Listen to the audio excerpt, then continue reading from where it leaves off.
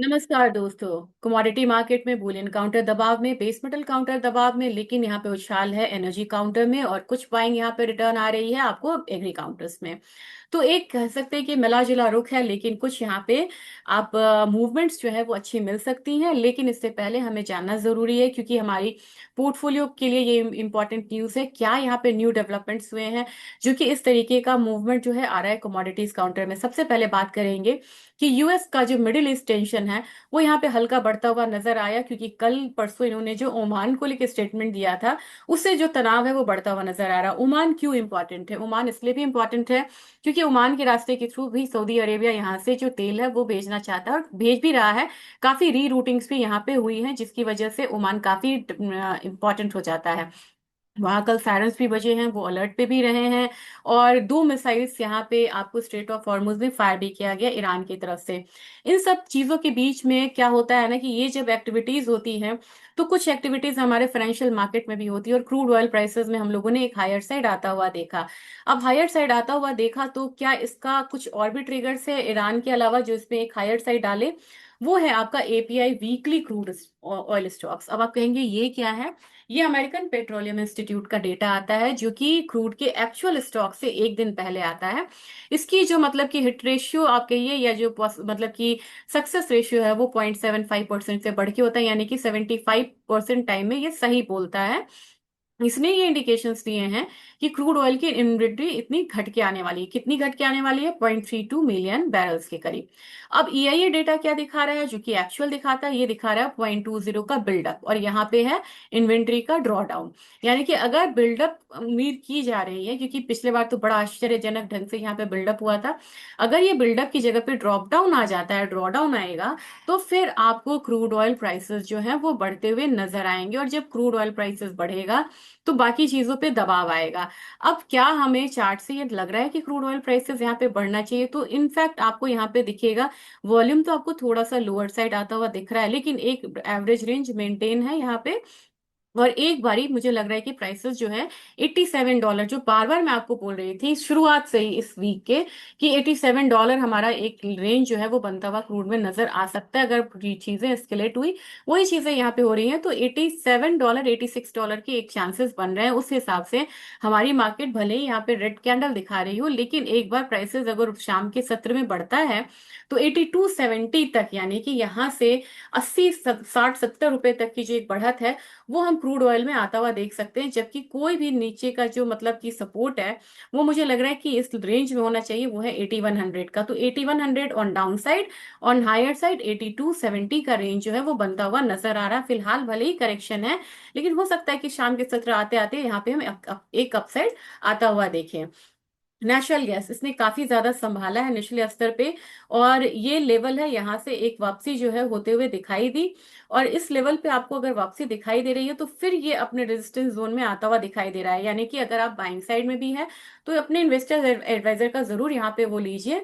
और यहाँ पे मुझे लग रहा है कि एक जो मतलब आपको रेजिस्टेंस है $2.8, हम उसकी तरफ बढ़ते हुए नजर आ रहे हैं। तो अप साइड आता भी है तो केप्ट रहेगा। नेचुरल गैस में आप सबों की बहुत ज्यादा यहाँ पे क्वेरीज होती है, और उस हिसाब से मुझे लग रहा है कि अपना जो एक बाजार है एमसीएक्स में एक बारी 270 का जो एक जोन है वो आता हुआ दिखाई दे सकता है। यानी कि यहाँ से 3.5 4 रुपए तक की जो बढ़त है वो नेचुरल गैस में रहेगी, और वहां से फिर से हम एक डाउन साइड आता हुआ देख सकते हैं। और किसी भी अपसाइड के लिए इस लेवल के ऊपर की वीकली क्लोजिंग काफी ज्यादा इंपॉर्टेंट है।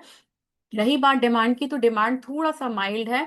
और इसके बाद है कि यूरोप का जो नेचुरल गैस है वो तो बढ़ा हुआ है, लेकिन यूएस का जो नेचुरल गैस है वो बहुत ज्यादा बढ़ा नहीं है, क्योंकि इन्वेंट्रीज 5 ईयर्स एवरेज से ऊपर की तरफ ट्रेड हो रही हैं। अब चलते हैं हम यहाँ पे बुलियन काउंटर में। जब बुलियन काउंटर में जाएंगे तो सबसे पहले तो आप डॉलर इंडेक्स देखिए। क्या वजह है कि आज डॉलर इंडेक्स भी नीचे जा रहा है? जबकि नेचुरली क्या होता है, डॉलर इंडेक्स नीचे जाता है तो चीजें कमोडिटी ऊपर होती हैं। अब तो डॉलर इंडेक्स भी नीचे जा रहा है। हमने यहाँ पे यील्ड में भी कमी देखी है, और उसके बाद भी चीजें क्यों यहाँ पे नीचे जा रही है ये हम आज समझेंगे। क्योंकि आपके सामने 18 अगस्त को बढ़ चुका है विक्स, यानी कि तनाव जियो पॉलिटिक्स बढ़ता हुआ नजर आ रहा है। और आपको पैसा कहाँ जा रहा है? पैसा आपको यहाँ से भी निकल रहा है, यानी कि इक्विटी में भी एक जो फॉल है वो थोड़ी सी डीप होती हुई नजर आ रही है। तो यानी कि कैश फ्लो हट रहा है इन काउंटर से और दूसरे काउंटर में आता हुआ आपको दिखाई दे रहा है। अब जब यहाँ पे गोल्ड की हम बात करेंगे, गोल्ड ने एक सपोर्ट तो ले लिया है यहाँ, और जब सपोर्ट ले लिया तो मुझे लग रहा है कि ये लेवल्स जो है वो मतलब काफी इंपॉर्टेंट लेवल है। यहाँ पे 43.75 के लेवल से इसने अगर सपोर्ट लिया है, अभी भी $24 का एक डाउनसाइड है। मुझे लग रहा है कि आवरली पे भी देखेंगे तो एक रिकवरी आती भी है तो वो केप्ड होनी चाहिए। वो रिकवरी कहाँ तक होनी चाहिए, वो 44.20 तक होनी चाहिए। वहां से प्राइसेस जो है एक बारी फिर से ठहराव देखता हुआ नजर आएगा। तो हमारी मार्केट पे भी आज के दिन में हम लोगों ने लो देखा था कितने का, 1,53,400 के करीब मानते हैं। वहां से कुछ रिकवरी देखने को मिल रही है, लेकिन प्राइसेस जो हैं वो धीरे धीरे आपको ऊपर की तरफ नजर आएंगे, 1,55,000 की तरफ। ओवरऑल देखा जाए तो एक रेंज का जो मार्केट है ना वो बनता हुआ नजर आ रहा है। एक यहाँ पे देखिएगा ना, छोटा सा यहाँ पे डबल बॉटम बनता हुआ नजर आ रहा है, लेकिन हिसाब से आपको ट्रेड करना चाहिए। बिना एडवाइस के आप ट्रेड मत करिए, मतलब फाइनेंशियल एडवाइजर की, क्योंकि आज की मार्केट बिल्कुल रेंज में है। गोल्ड बीज की बात करेंगे, क्योंकि गोल्ड बीज में कल एक काफी ज्यादा उछाल आया था, 127 तक गई, और वही गोल्ड बीज आज 125 पे है। तो मुझे लग रहा है कि थोड़ा सा जो एक अब डाउन साइड आएगा भी, तो मैक्सिमम साइड आप मेरे से पूछेंगे कितना डाउन साइड आएगा, मेरे हिसाब से मुझे लग रहा है कि 124 तक आ सकता है। अगेन ये एक्यूमुलेशन जोन है, जो लोग नहीं लिए हैं उनके लिए एक्यूमुलेट करने का मौका है। और सिल्वर की बात की जाए तो गोल्ड और सिल्वर अभी बिल्कुल डिस्कनेक्ट हुआ हुआ है, क्योंकि सिल्वर में आपको कमजोरी ज्यादा है और गोल्ड में कम है, क्योंकि यहाँ पे लिक्विडेट हुआ है, पोजीशन स्ट्रॉन्ग लिक्विडेशन हुए हैं, कहाँ कॉमिक्स में हुए हैं। और बार बार वहां से दबाव आता है, जब भी ये रेंज आता है ना, आपने देखा एक दबाव आते हुए। तो मुझे लग रहा है कि अब एक बार फिर से जो अच्छी बाइंग आपको इमर्ज कहाँ से होगी, वो होगी आपको $62 के करीब।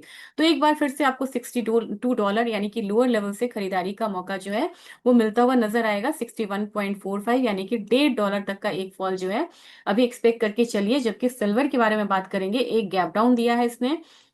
गैप डाउन में जरूरी नहीं है कि अगर मतलब कि मार्केट वीक है और उस कंडीशन में भी वो गैप को फिल करने के लिए ऊपर आए। हालांकि इसने एक सपोर्ट तो यहाँ पे लिया है, एक सपोर्ट अगर यहाँ पे लिया है तो मेरे ख्याल से कोई भी अगर आपकी पोजीशन ट्रैप है तो एक बार 2,30,000 5,000 तक 500 तक यहाँ पे संभावना है कि प्राइसेस ऊपर की तरफ जाए, तो वहां पे आपको एक निकलने का मौका देगा। और दूसरा है आपको दूसरा लेवल 2,31,500। पहला तो आपको निकल गया 2,30,500, दूसरा है 2,31,500, यानी कि एक एक हजार का जो जंप है वो रिकवरी आपको देखने को मिल सकती है लेट इवनिंग ट्रेडिंग सेशन में। जबकि आपका सपोर्ट यही बना रहेगा, इससे नीचे और भी वीक होता हुआ नजर आएगा। तो सपोर्ट आपको क्लियरली 2,28,000 का है। 2,28,000 से नीचे ये कमोडिटी वीक होती नजर आ सकती है, 2,24,000 तक भी जा सकती है। दिन आज हल्की रिकवरी का हो सकता है। अब एक बार एल्यूमिनियम काउंटर बिल्कुल रेंज में है, यहाँ पे बहुत ज्यादा मतलब इंडिकेशंस नहीं है। क्रूड के साथ इसने बहुत ज्यादा अपना स्ट्रेंथ नहीं लिया है, और मार्केट में हल्की सी जो मूवमेंट है वो दिखाई दे रही है। तो मैक्सिमम मुझे 350 तक एल्यूमिनियम लग रहा है। जिंक की बात करेंगे, जिंक में एक फॉल है। जिंक की अपनी चाल है, जब सारे मेटल्स गिरते थे तो जिंक नहीं गिरता था। आज इसमें एक करेक्शन का है फेस, तो इसको रिस्पेक्ट देना होगा। 393 तक मुझे लग रहा है कि जिंक नीचे की तरफ आ सकता है। जबकि कॉपर में मैं आपसे डिस्कस करना चाहूंगी, मैं अलग से डिस्कस करूंगी। अगर आपको कॉपर का अलग से चाहिए तो आप कमेंट सेक्शन में कॉपर जरूर यहाँ पे एक बारी टाइप करें, तो मैं समझ जाऊंगी। कॉपर में मार्केट डिकपल हो रही है, आपको समझना बहुत जरूरी है, क्योंकि शंघाई में यंगशन का जो मतलब प्रीमियम है वो कम होता हुआ नजर आ रहा है। जबकि एलएमई से अगर कॉमिक्स का प्रीमियम देखे, वो $400 तक पहुंच चुका है। तो क्या ये हिस्टोरिकल डिसलोकेशन है कि कॉपर एक जगह तो बिल्कुल ठंडे मतलब ट्रेड में है और दूसरी जगह वो प्रीमियम पे ट्रेड होती ही नजर आ रही है? और ऐसे में एमसीएक्स क्या करेगा, एमसीएक्स में क्या चाल हो सकती है, इस पे हम चर्चा करेंगे। तो अगर ये वीडियो आपको चाहिए तो कमेंट सेक्शन में जरूर लिखिएगा। निकल बिल्कुल रेंज में है। अब बात करेंगे जो हमारी सबसे ट्रेंडी मार्केट होती है, यानी कि एग्री कमोडिटीज में। एग्री कमोडिटीज में आज जीरा 21,000 मैंने बोला था, धीरे धीरे जीरा वहां पे आता हुआ दिखाई देगा। जबकि टर्मरिक एक स्ट्रॉन्ग कमोडिटी है, ये रेंज आपको विजिबल रहेगा। और मुझे लग रहा है कि टर्मरिक के लिए आपको, अगर आप किसान भाई हैं या ट्रेडर्स हैं उनको लेना है, ले सकते हैं। किसान भाई के लिए एक अच्छा मौका फिर से है, क्योंकि 21,600 तक मुझे लग रहा है कि टर्मरिक इस वन गो में जाना चाहिए। जबकि धनिया की बात करेंगे, धनिया में हम लोगों ने हायर साइड से एक प्रॉफिट बुकिंग आते हुआ दिखा है, तो आने दीजिए। धनिया में फिर से बाइंग आएगी, 16,400 तक आज लग रहा है। जबकि ग्वारगम काउंटर 12,400 मैंने बोला था, और ये 12,340 से नीचे आ गया, यानी कि 60 पॉइंट नीचे है जो मैंने कहा था। तो मुझे लग रहा है कि एक बारी फिर से एक करेक्शन आएगा, लेकिन फिर ये जो कैंडल है ना, ये बहुत स्ट्रॉन्ग कैंडल बना है, तो मेरे ख्याल से, और विद वॉल्यूम बना है ये कैंडल ना, तो इसको एक बारी रिकवरी आती है तो 12,400 तक जाने की कोशिश जरूर करेगी। और आज के दिन में ग्वारसीट में भी ग्वारगम की तरफ पहले हल्का करेक्शन आएगा, तो 6285 तक एक्सपेक्टेड है, जबकि कैस्टर सीड में भी आज एक बिकवाली है। तो ट्रेंड यहाँ पे क्लियर है कि 7145 तक आता हुआ दिखाई दे सकता है। ये आज का अपडेट है। होप तो आपको यहाँ पे अच्छा लगा होगा, और अगर अच्छा लगा है तो इसे ज्यादा से ज्यादा शेयर जरूर करिएगा। और इवनिंग एडिशन में बात करेंगे, उस समय कुछ डेटा भी आएगा, तो वहां पे चर्चा करते हुए नजर आएंगे। Thank you.